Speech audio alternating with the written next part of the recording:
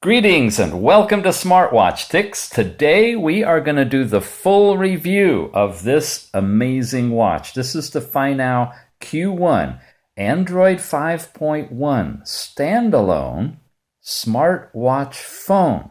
And it's a doozy. It's worth everything it took to say that. It's a really nice machine. It's square in shape as opposed to many of the round ones that FINOW produces. And we've already done an unboxing and we've done a first look. So let me tell you what we're going to do now. We're not going to go over all that stuff again. I don't want to waste your time. Now, what we didn't cover last time, if you pull down from the top, you get the little bar that looks like what you see in your phone, kind of the notifications bar, but not really. But if you pull down once and then quickly a second time, you get this display. This display shows you what you have active. I have Wi-Fi active now because I'm on my router, but it would be Bluetooth in there as well if it were turned on. You have the ability to adjust your volume level and your brightness level right here on the screen. Plus, turn on Do Not Disturb. It says for incoming calls, prompt notification, the sound vibrations will turn the feature is not available for alarm.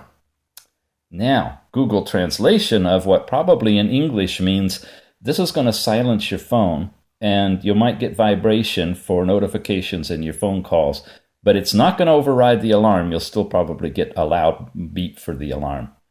So with Do Not Disturb on, a SIM card installed, your phone calls will be silenced. That was all done by double swiping down, okay? And we swipe up to get there. You've seen this. We've got all the notification stuff is on the left, and the music and on and on and on are on the right. And you know to press and hold to change all of the watch faces. No big deal, right? But I bet you don't know that you can do this.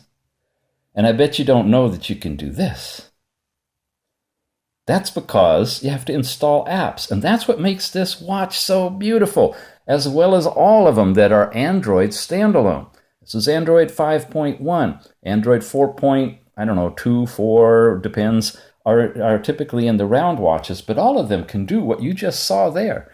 I just applied 2 apps at the same time to bring up what looked like little icons on the screen right on top of the watch face that lets me do things like mute all the volume or change my overall volume levels.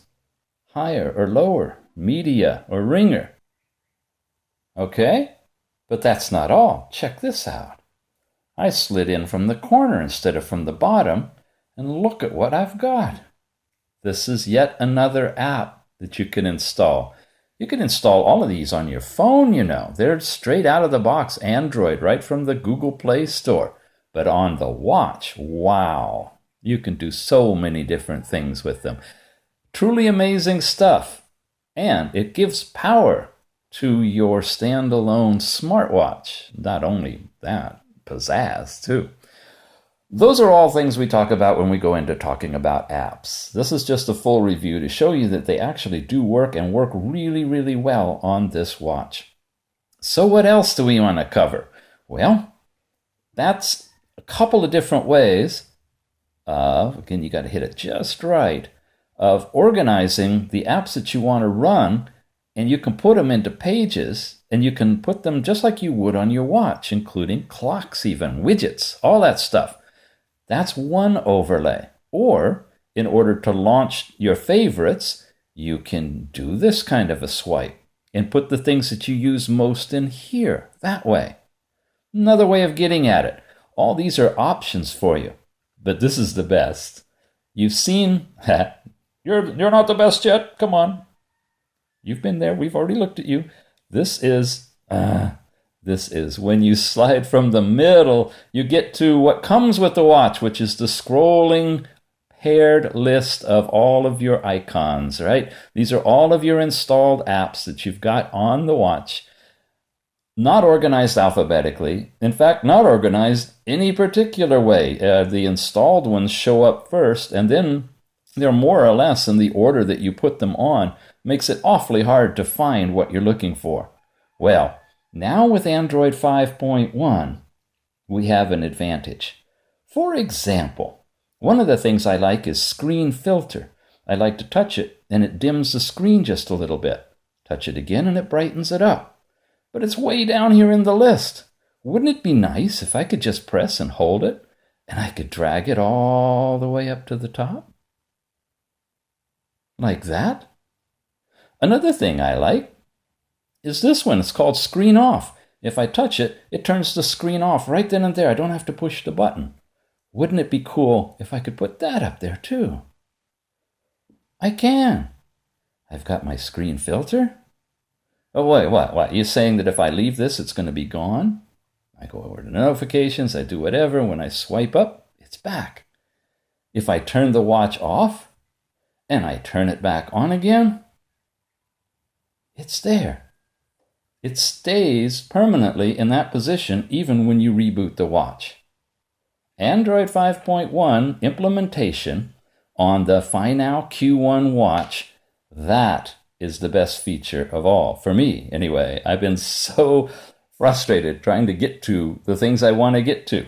I don't really use phone and SMS, as many of you know, because I haven't been covering making calls and tethering and notifications and all the stuff that goes with tethering watches. So these don't need to be my main primary ones. I can choose anything I want, like a file manager or something.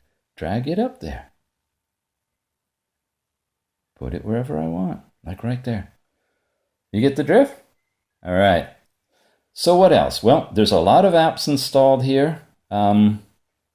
We've showed you a couple of them that can fly up like that over anything. We have the M22 Benchmark, which I've run on the watch already, and it comes up with a fabulous score of 18,598. Not all that bad for a quad-core processor in here. It, as you can see, is fairly responsive in what we get when we go on there. There's info that you can go into that talks about the basic info, and it's really hard to read on the screen. We're going to be showing more of that later on when we do a comparison between this watch and some of the other similar watches, so you can get kind of back and forth feel. But for now, just if you want to check it out, just download the M22 app, and you'll be able to play with that, okay? All right, that's it for apps. This is going to be a quick overview. One of the important things I want to show you is in the back. So we're actually going to turn the watch off, which is the last screen you need to see. You have the option of shutdown, reboot, and of course you can turn on and off airplane mode, Wi-Fi, Bluetooth, or mobile right from there. Okay, the watch is shut off, and now we're going to do something really fun. We are going to explore the battery inside. Find the connectors for the charging cradle along the strap that does not have the buckle.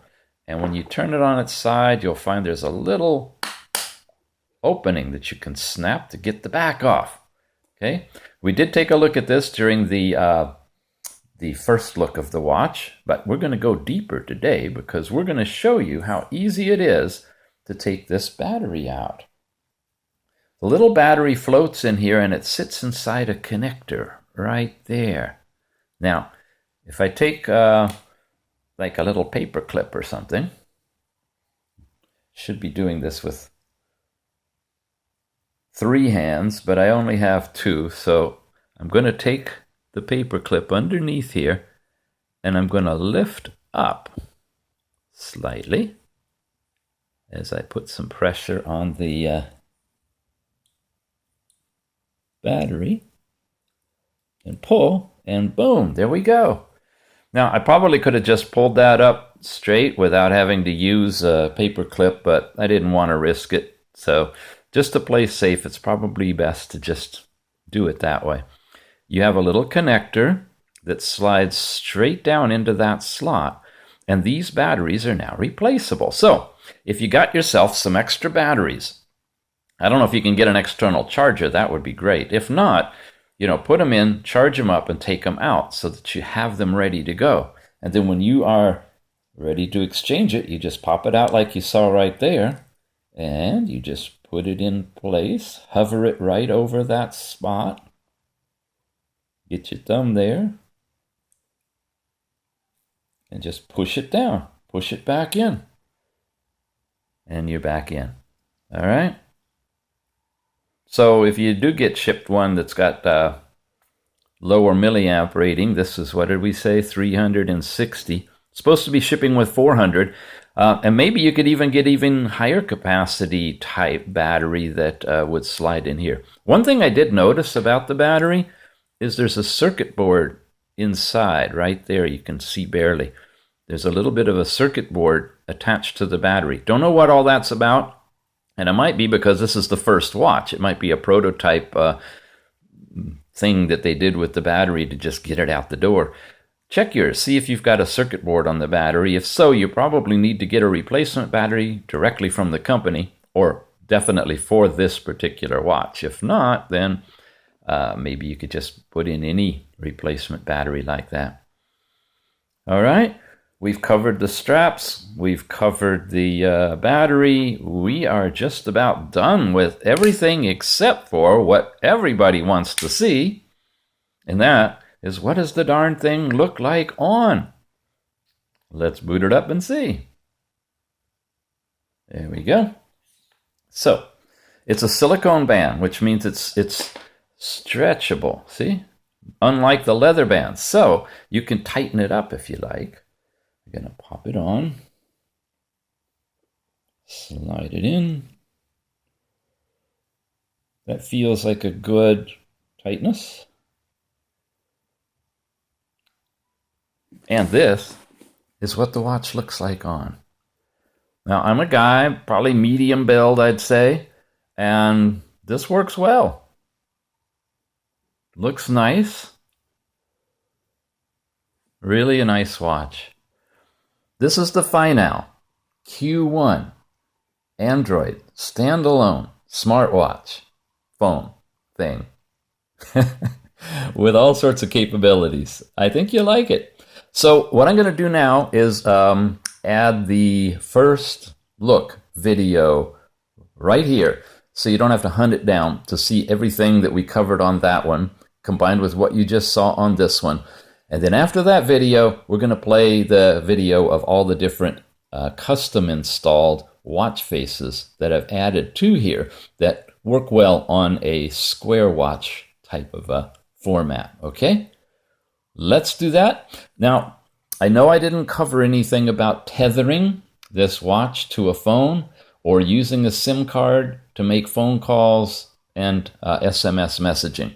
That's not something I'm good at. It's not my thing. There are lots of other people that do these kind of reviews on the web. So if you want that level of detail of how you're going to get your WhatsApp notifications or do your Facebooking or other social media, check out some other folks who've reviewed this watch, because that's kind of out of my comfort zone. Pulling the battery was out of my comfort zone, but we got that part done. Anyway, thanks for watching.